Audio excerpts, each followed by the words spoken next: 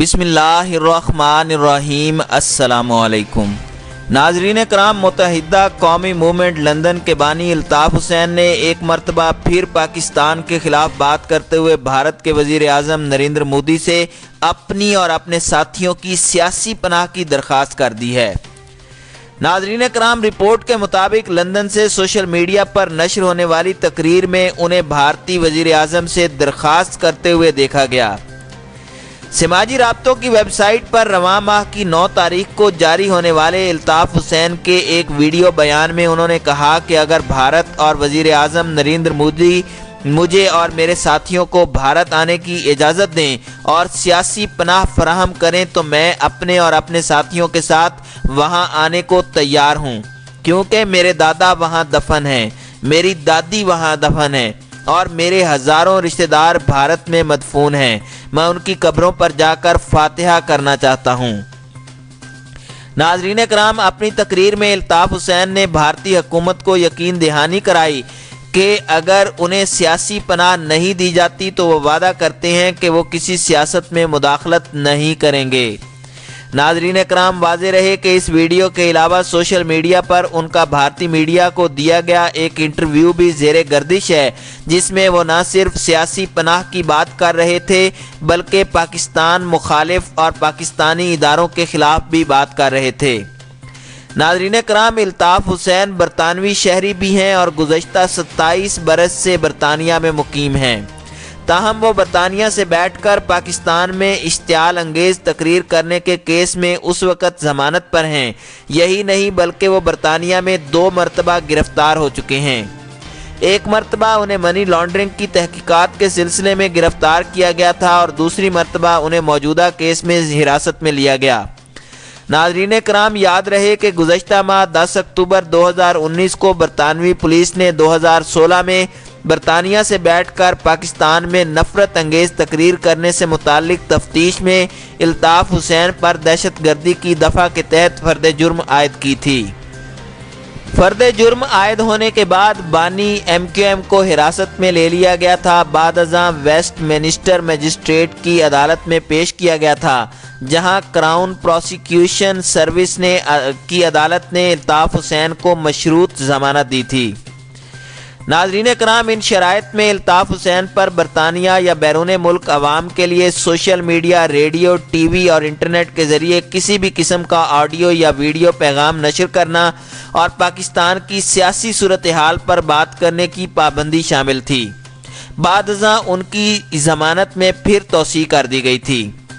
ناظرین کرام، واضح رہے کہ ان کی جماعت MQM لندن کہلاتی ہے، جو 22 اگست 2016 کی اس تقریر کے بعد سے پابندی کا سامنا کر رہی ہے جس میں الطاف حسین نے اشتعال انگیز تقریر کی تھی اور مبینہ طور پر پاکستان مخالف نعرہ لگایا تھا۔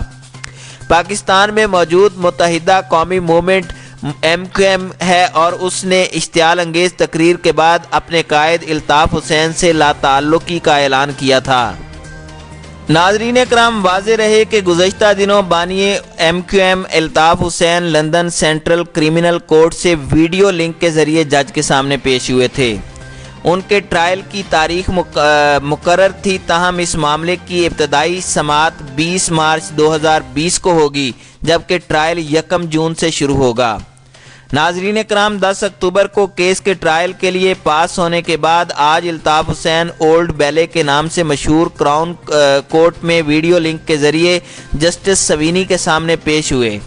اس طرح ویڈیو لنک کے ذریعے سماعت غیر معمولی نہیں، کیونکہ برطانیہ میں عدالتیں اخراجات بچانے، سیکیورٹی اقدامات یا وکیل کی درخواست پر پریزنرز ویڈیو لنک کی سماعت کر سکتی ہے۔